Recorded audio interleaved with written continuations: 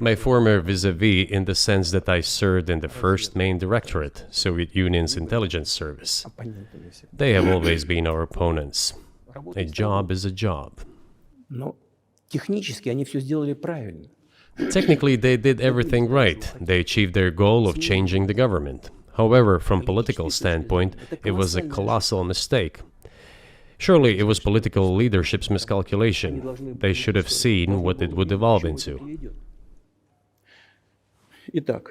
So, in 2008, the doors of NATO were opened for Ukraine. In 2014, there was a coup. They started persecuting those who did not accept the coup, and it was indeed a coup. They created a threat to Crimea, which we had to take under our protection. They launched the war in Donbass in 2014 with the use of aircraft and artillery against civilians. This is when it all started. There is a video of aircraft attacking Donetsk from above. They launched a large-scale military operation, then another one. When they failed, they started to prepare the next one. All this against the background of military development of this territory and opening of NATO's doors. How could we not express concern over what was happening? From our side, this would have been a culpable negligence. That's what it would have been. It's just that the US political leadership pushed us to the line we could not cross, because doing so could have ruined Russia itself.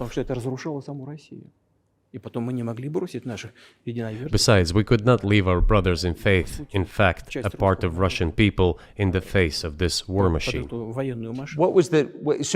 that was 8 years before the current conflict started. So what was the trigger for you? What was the moment where you decided you had to do this?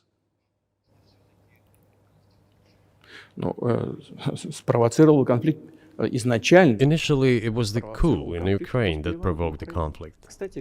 By the way, back then the representatives of 3 European countries, Germany, Poland and France, arrived. They were the guarantors of the signed agreement between the government of Yanukovych and the opposition. They signed it as guarantors. Despite that, the opposition committed a coup, and all these countries pretended that they didn't remember that they were guarantors of the peaceful settlement. They just threw it in the stove right away, and nobody recalls that. I don't know if the US know anything about the agreement between the opposition and the authorities, and its 3 guarantors who, instead of bringing this whole situation back in the political field, supported the coup. Although it was meaningless, believe me, because President Yanukovych agreed to all conditions. He was ready to hold an early election, which he had no chance of winning, frankly speaking. Everyone knew that. Then why the coup? Why the victims? Why threatening Crimea? Why launching an operation in Donbass? This I do not understand. That is exactly what the miscalculation is. CIA did its job to complete the coup. I think one of the deputy secretaries of state said that it cost a large sum of money, almost 5 billion. But the political mistake was colossal. Why would they have to do that? All this could have been done legally, without victims, without military action, without losing Crimea. We would have never considered to even lift a finger if it hadn't been for the bloody developments on Maidan. Because we agreed with the fact that after the collapse of the Soviet Union, our borders should be along the borders of former Union's republics. We agreed to that.